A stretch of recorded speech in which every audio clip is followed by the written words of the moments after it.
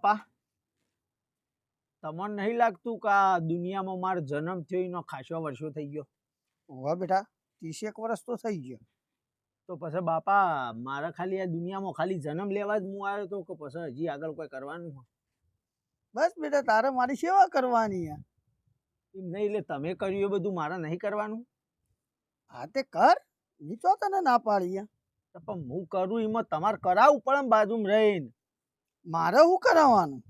અરે બાપા તમે સમજતા નહીં મારી વાત. વહુ લાવવાની હોય, મારો લગ્ન કરાવવાનો હોય, મારો લગ્ન થશી, છોકરો આવશે, આપણે વંશવેલો આગળ વધારવાનો હોય એની વાત કરું. હા હા જો બાપા હવે મને પરિણાવો ને તમે તો આ જો હું પગ દબાવું પછી મારો ટાબરિયો નેનો નેનો નેનો 4-5 આવશે, બધા હન આ રીતના તમારો ચોખલો ઝાલી અને બધા એક આટલું દબાવશે, એક આટલું દબાવશે. અલ્યા તને ખબર નહીં પડતી? છોકરો રે ને એનો છોકરો એ તો ભગવાનનો રૂપ કહેવાય, એના પાસે સેવા ના કરાવાય. આ તો છોકરો નહીં તો માર વહુ આવશે તો એ સેવા કરશે ને. અલ્યા વહુ તો ઘરની લક્ષ્મી કહેવાય, એના પાસે તો સેવા કરાવાતી છે. અરે સેવા મતલબ એમ નહીં બાપા, એટલે હું તમારે પાસે બેઠા બેઠા ખાવાનું, એમ ખાટલામાં એને શાંતિથી બેસી રહેવાનું અને વહુ તમને ખવડાવે એની વાત કરું યાર. જો મારા નખમાં કોઈ દખ નહીં, હજી હું અટ્ટો કટ્ટો છું. મારે એવા કોઈની એવી કોઈ સેવા કરાવી નહીં. હું જાતે બનાવીને ખાઉં ને તું ખવડાવ ને એ બરાબર છે, પણ મારે કોઈ એવી સેવા ખવડાવવાની નહીં કરાવી. એટલે એમ એટલે એમ નહીં સમજ્યા બાપા તમે. ખાટલામાં કોઈ એવું નહીં કહેતો, પણ મતલબમાં ચૂલાના બાજુમાં બેહીને તાજી તાજી ગરમ રોટલી ખાવાની વાત થાય. વહુ વાયકણ બનાવશે અને સક્ક દઈને આલશે અને તમારે સપ્પ દઈને ખાવાનું, એમ કહું. એટલે તું એમ કહેવા માંગ્યો કે હું ઇજ્જત વગરનો એમ? અલ્યા તું એમ જ કહેવા માંગુ?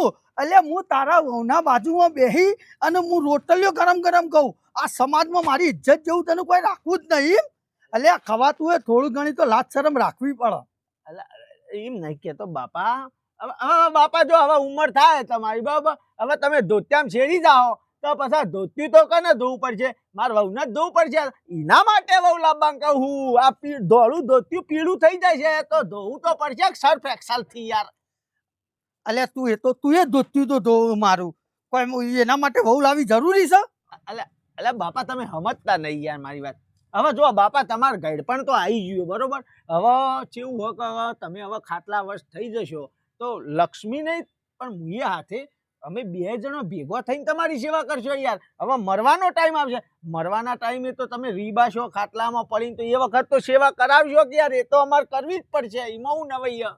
અલ્યા પણ તું ચમ નહીં સમજતો? મારે રીબાવાનો ટાઈમ આવે જ નહીં. મેં તો એવી સરસ ભગવાનની ભક્તિ કરી, સારો કાર્ય કર્યો. હું જેવો રાતી હોય ઊંઘોય ને સીધો ઓખો ખોલશી સવારે ભગવાન ના ઘેર.